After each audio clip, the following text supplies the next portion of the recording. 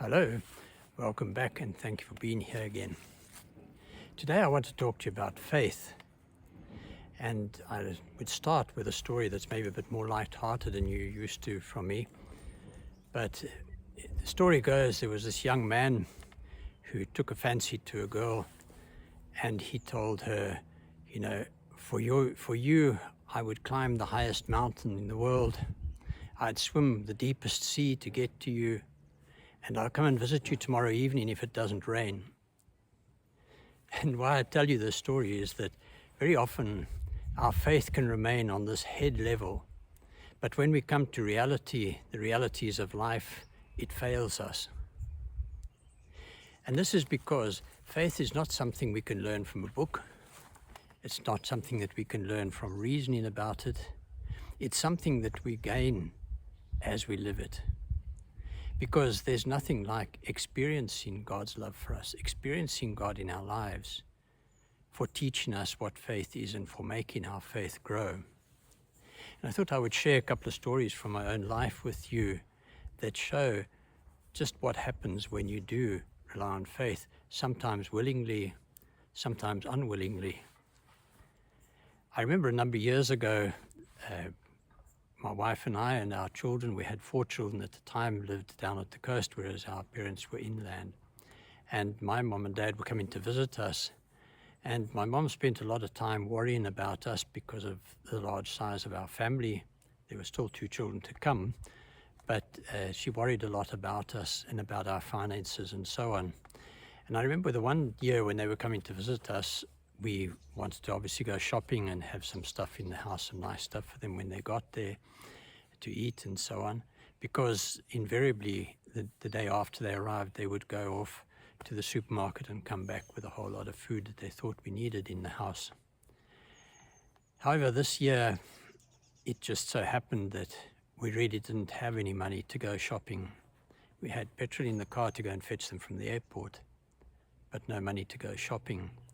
And so the morning before the day they were due to arrive, or they were due to arrive that afternoon, we just thought, well, there's absolutely nothing we can do about it. We don't have money, so we won't be able to go shopping, so they'll just have to find out that we actually don't have any money.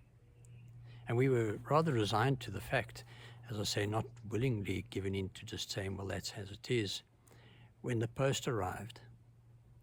And in the post was a letter with cash in it. And somebody, and to this day I don't know who, had sent us this letter and said, I just have the feeling that you needed this money, and I really hope it will help you. God bless you. And God bless them. Obviously we were able to go and buy some food and so allay some of my mother's fears when she came to visit, although she no doubt guessed that there wasn't much else in the house. The second story that I would like to tell you was something that also happened outside of our control. It was no part of ours that brought about the result that came about, but it was when we were about to move from South Africa to Italy, and we'd done all we could to prepare everything, to get everything ready. And one of the last things we had to do was to sign the transfer of our house. Obviously our house was where our money was, and what we were going to use for moving to Italy. Unfortunately, the day of the transfer was set for kind of the day before we were leaving. And so it was very tight, but that was how it was, and there was nothing we could do about it.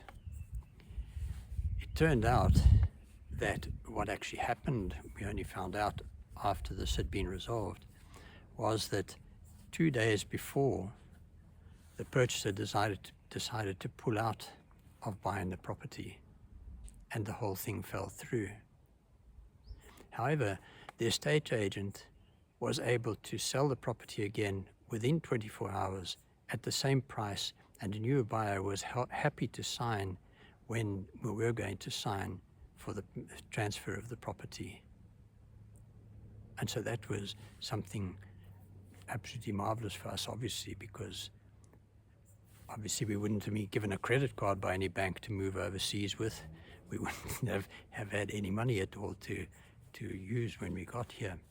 And so that was truly, as I say, outside of our control, but we had left it up to God, saying, well, there's nothing we could do. We needed it even though the sale was close to our move date, and that's what he did for us. Then there was a third event that really shocked us and increased our faith, no doubt, quite radically. And it was in South Africa again, and during the apartheid years, and we were living in a small town near Cape Town. And in the town, as in many places in South Africa, there were a number of illegal workers, in the sense that, as you know, the indigenous people had to have passes to be in the cities under the apartheid government. And so if they didn't have a pass, they were illegal. And although they worked on the construction sites and nobody came to arrest them there generally, what happened to them was they were, almost all of them, living in squatter shacks that they built up somewhere near where they were working, in the bush somewhere. And these obviously were made of plastic, cardboard, wood, whatever they could find around and build a shelter out of. And there were two men in particular that I'm thinking about who had been going through this in our town, who I had got to know through the building sites. And over a period of about 2 weeks, they came to us 3 times, where while they were at work during the day, the police had come past, found their shack and taken the shack apart, all the materials away, and everything that was in it away. And so they would literally arrive where they thought their shack was, and in the clothes they stood up in, and find that everything was gone except what they were wearing. And this was a terribly difficult time for them. And so at a certain point I said to them, well, we had the plot of land our house was on was a 500 square meter plot, not very big, but half of it was under milkwood. And so milkwood is a fairly concealing sort of bush. And so I said to them, well, you can build a shack under our milkwood here, and nobody can come and just take it away because it's on private property, and so they're not allowed to remove it without our permission. And so, provided you don't make trouble for the neighbors or anything else, you should be able to stay there. And so they'd stayed there for a short while, and then somebody reported the situation to the police. And in South Africa at the time, the police were a force to be reckoned with, because according to the powers they had been given, they were allowed to arrest you and put you in jail for up to 6 months without trial. They could then release you and arrest you again the next day and put you in again for another 6 months without trial. Your relatives had no right to know where you were being held or what condition you were in during this time that you would have spent locked away. And so the chief of the local police station and a constable came with him to our house. We welcomed them, brought them inside, obviously knowing what they were there about. And so he said, the police chief said to us, we know you have these people in the squatters shack here, and that's not allowed, especially in this area because of the Group Areas Act and all the rest, and you have to send them away. And I said to him, well, I can't possibly send them away. These poor men are having such a difficult life. I can't possibly turn my back on them and see them battle like this. And I said, in our Christian faith, Jesus said, what you did to one of the least of my brothers, you did to me, and so I cannot send them away. And he said, well, that's not what that gospel means. And so I said, well, if these men who don't have a right to shelter, who don't have a right to keep what they worked to buy, who don't have a right to be here, are not the least of our brethren, who are? And of course, he didn't have a good answer for that. So he stood up and said, well, you've got 24 hours. And they left. Now, we were left waiting to see what would happen after 24 hours because I was determined we weren't going to make them leave. And it turned out that after 24 hours, he didn't come back. But he came back after 48 hours. And he had a completely different look about him. We welcomed him into the house, and he came in and he said, I've spoken to a friend of mine who's a building contractor, and he needs night watchmen for his materials. And so he's able to give these two men a job.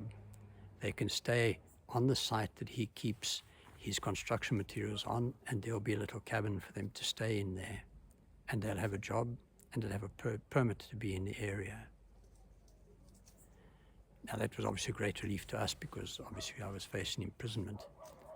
But this turnaround, and he said to me afterwards, you know, because you welcomed me and treated me respectfully, but stood by what you believed, you made me think, and this is what changed it for me. And so obviously the grace of God working in me had done that, and had allowed me to be strong on that occasion. But how powerful God's hand was, way, way better than any solution any of us could have ever thought of when this event began.